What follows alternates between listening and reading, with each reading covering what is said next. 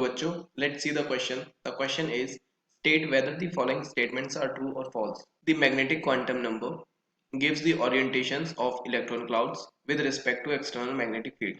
इस क्वेश्चन में हमें बोला है कि यहाँ पे जो गिवन स्टेटमेंट है हमें बताना है वो ट्रू है या फॉल्स है. स्टेटमेंट में बोला है कि जो मैग्नेटिक क्वांटम नंबर होता है वो किसी इलेक्ट्रॉन क्लाउड्स की ओरिएंटेशन बताता है एक्सटर्नल मैग्नेटिक फील्ड के रिस्पेक्ट में. तो चलिए इसका सोल्यूशन देख लेते हैं. अगर हम बात करें इस क्वेश्चन के की कॉन्सेप्ट की, तो यहाँ पे की कॉन्सेप्ट क्या हो जाएगा? यहाँ पे की कॉन्सेप्ट हो जाएगा क्वांटम नंबर्स. क्वांटम नंबर्स, देखिए क्वांटम नंबर्स क्या होते हैं. So quantum numbers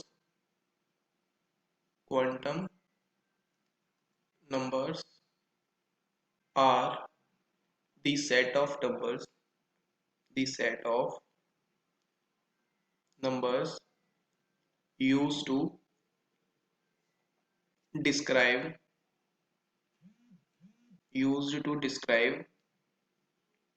the position and energy of an electron.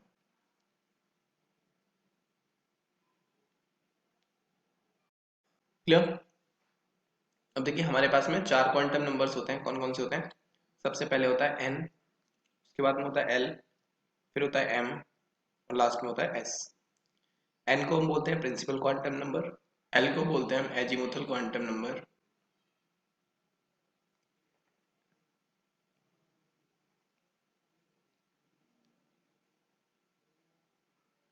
m को बोलते हैं हम magnetic quantum number,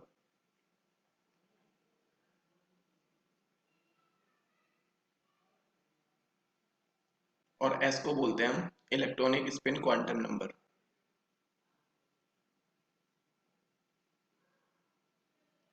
okay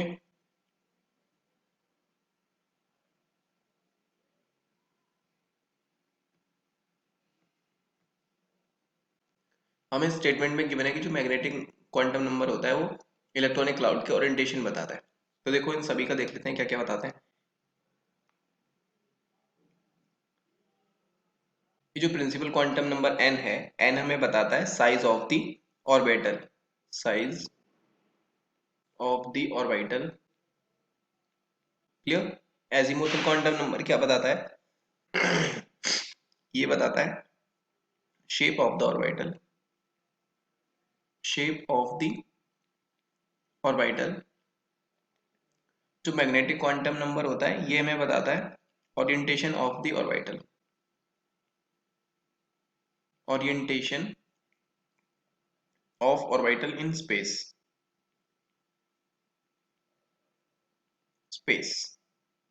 and electronic spin क्या बताता है? इलेक्ट्रॉन का स्पिन बताता है. ओके तो ये चारों हमें इस चीज की इंफॉर्मेशन देते हैं. हमें बोल रखा है कि मैग्नेटिक क्वांटम नंबर ओरिएंटेशन देता है इलेक्ट्रॉनिक क्लाउड्स का एक्सटर्नल मैग्नेटिक फील्ड में. तो देखो जो इलेक्ट्रॉन्स होते हैं ऑर्बिटल्स में होते हैं, तो ये ओरिएंटेशन कौन सा बताता है? हमें मैग्नेटिक क्वांटम नंबर बताता है. तो इससे हमें क्या पता चलता है कि जो गिवन स्टेटमेंट है वो ट्रू है. Okay so the given statement is true. I hope you understood it well. Best of luck.